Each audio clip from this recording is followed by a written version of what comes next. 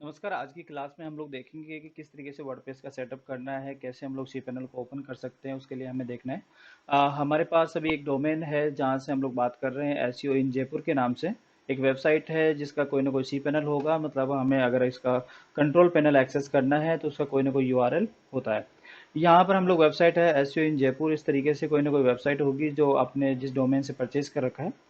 C panel को open करने का हमारे पास यहाँ पर तरीका लिखा हुआ आता है 2083 हमारे पास लिखा हुआ है, या सी पैनल भी आप कर सकते हैं। इसके अंदर अगर हम लोग कंपनीज की बात करें, सी पैनल की अगर हम लोग बात करें यहाँ पे, तो हम बात कर पा रहे हैं यहाँ पे जैसे हमें सी पैनल हमें ओपन करना है एस इन जयपुर.com/सी पैनल के नाम से मैं इसको ओपन करने की कोशिश कर रहा हूँ। जैसे ही यहाँ पर सर्वर से हमें रेस्पॉन्स टाइम मिलता है, हम लोग यहाँ पे एक यूजर नेम हमारे पास होगा, किसी न किसी का एक पासवर्ड हमारे पास होता है जो हमें यहाँ पे मेंशन करना होता है।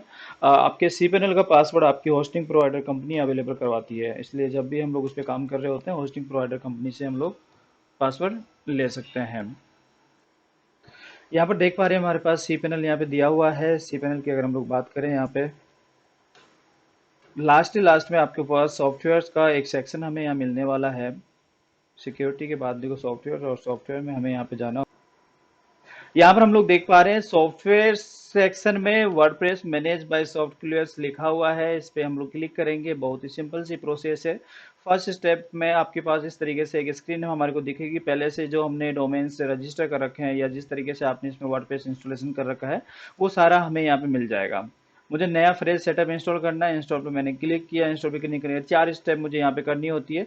आज सबसे पहले हम लोग WP नाम की जो डायरेक्टरी है उसको हमें रीनेम करना है। यहाँ पे सपोज मैंने कहा, हमने यहाँ पे इसको बनाया आरव।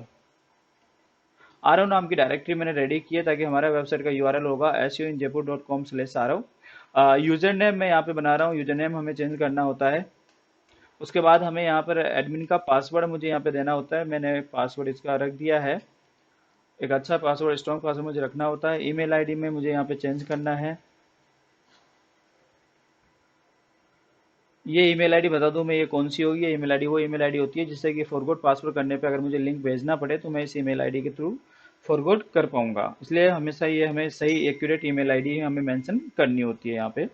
बहुत इस तरीके से हमने देखा, हमें 4 चेंजेस यहाँ पे करना है। डायरेक्टरी का नाम, आपका एडमिन यूजर नेम, आपका पासवर्ड और आपका ईमेल आईडी। स्क्रॉल स्क्रॉल करने के बाद हम लोग इसको इंस्टॉल करेंगे। यहाँ पे मैंने इंस्टॉल किया, कुछ समय की प्रोसेस चल रही है। प्रोसेस के साथ आपका ये वर्डप्रेस का सेटअप हो चुका है।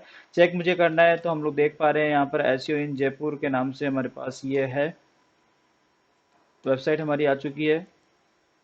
एडमिन का यूआरएल मुझे ओपन करना है। इसको एडमिन के लिए भी हमारे पास दिया हुआ है। एडमिन के लिए मैं इसको चेक करता हूँ। हम लोग प्राइवेट विंडो में चेक कर लेते हैं। वही देखिए यहाँ पर एशियन जयपुर/RO/WP एडमिन, एडमिन को ओपन करने का हमारे वेबसाइट के यूआरएल के आगे WP एडमिन हमने इसको स्टार्ट किया। आप लोग देख पा रहे होंगे हमने इसका एक यूजर नेम रखा था AREARO, ये एडमिन का यूजर नेम था। पासवर्ड की अगर हम लोग बात करें तो हमने वो पासवर्ड रखा था यहाँ पे Brosis@123। मैं लॉगिन कर रहा हूँ इसको। और ये जब मेरा मेन वेबसाइट था, वो मेरी मेन वेबसाइट जो मैंने रेडी किया था वो इस तरीके से हमारे पास ये वेबसाइट है।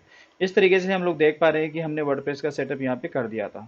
सी पैनल का अभी तक इस यही रोल हमारा रहेगा। आगे का प्रोसेस हम लोग इस पे करेंगे।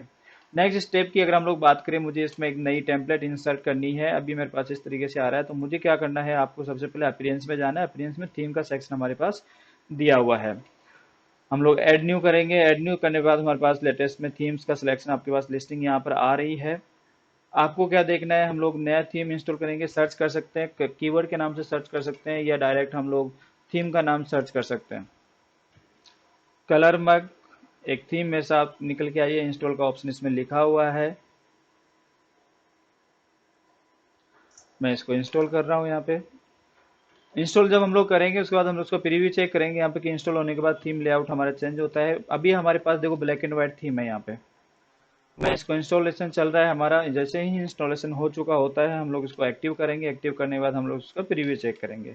कलर मार्क डायरेक्ट मैंने उसके नाम से किया, इंस्टॉल हो चुकी है। एक्टिवेट का बटन हमारे पास लिखा हुआ आ रहा है।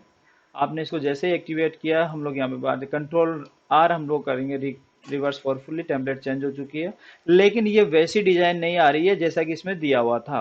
तो हमें क्या करना है, सिंपल सा फंडा है। यहाँ पर देखिए, welcome, thank you for choosing colour mug, fully advantage of the best offer theme, please make sure visit your welcome page. यहाँ पर हमारे सामने लिखा हुआ है गेट स्टार्टेड विद कलर मग। हमें क्या करना है, यहाँ से करना है, देखो इसमें लिखा हुआ है clear thing clicking the button will install and activate the theme girl demo importer. मतलब इसके थ्रू हम लोग क्या करेंगे, जो डमी डेटा हमारे पास होता है वो हम लोग इंस्टॉल करेंगे ताकि पूरी वेबसाइट का लेआउट हमारे पास इस तरीके से आ जाए। प्रोसेस करते हैं, थोड़ा समय लेगा क्योंकि सर्वर टू सर्वर ये ट्रांसफर होता है हमारे पास डेटा।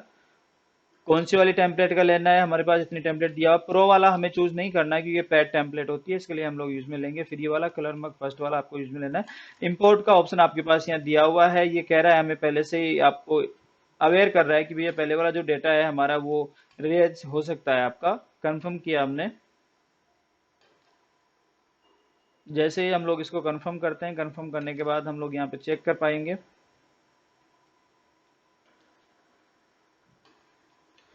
इंस्टॉलिंग चल रहा है सर्वर से, ये सारा डेटा हमारे पास आ रहा है क्योंकि अभी वर्तमान में मेरी वेबसाइट इस तरीके से है।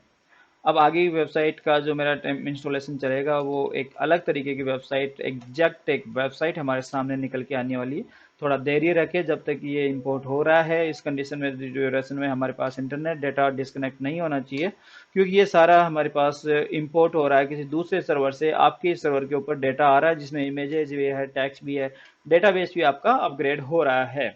थोड़ा पेशेंस रखिए, उस ड्यूरेशन में आप एक चाय का कप पी सकते हैं या फिर अगर आपको कॉफ़ी पीने की इच्छा है तो आप कॉफ़ी पी सकते हैं क्योंकि जितना टाइम हमें चाय पीने में या वो कॉफ़ी कप जो हमें एमपीटी करने में लगेगा उतना ही टाइम हमें हमारा जो सैंपल डेटा है वो हमारे इस वेबसाइट पे आने में लगेगा।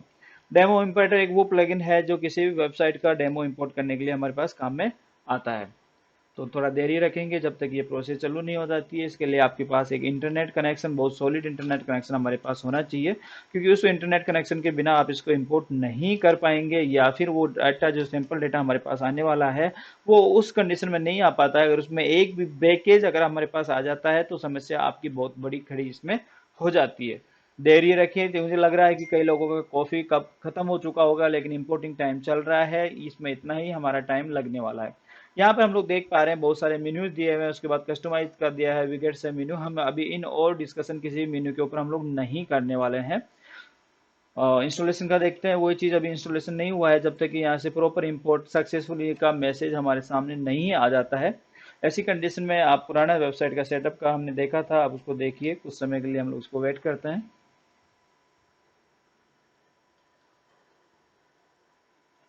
आप देख पा रहे हैं सक्सेसफुल इंपोर्टेड लिखा हुआ हमारे पास आ रहा है। लाइव प्रीव्यू हम लोग चेक कर सकते हैं।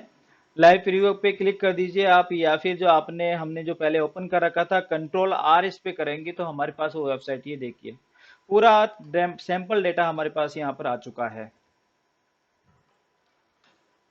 पूरा सैंपल डेटा मेरे पास आ चुका है। थीम्स में जाके हम लोग चेक करते हैं तो आप देख पा रहे होंगे पहले 3 टेम्पलेट हमारे पास थी, चौथी टेम्पलेट भी हमारे पास आ चुकी है।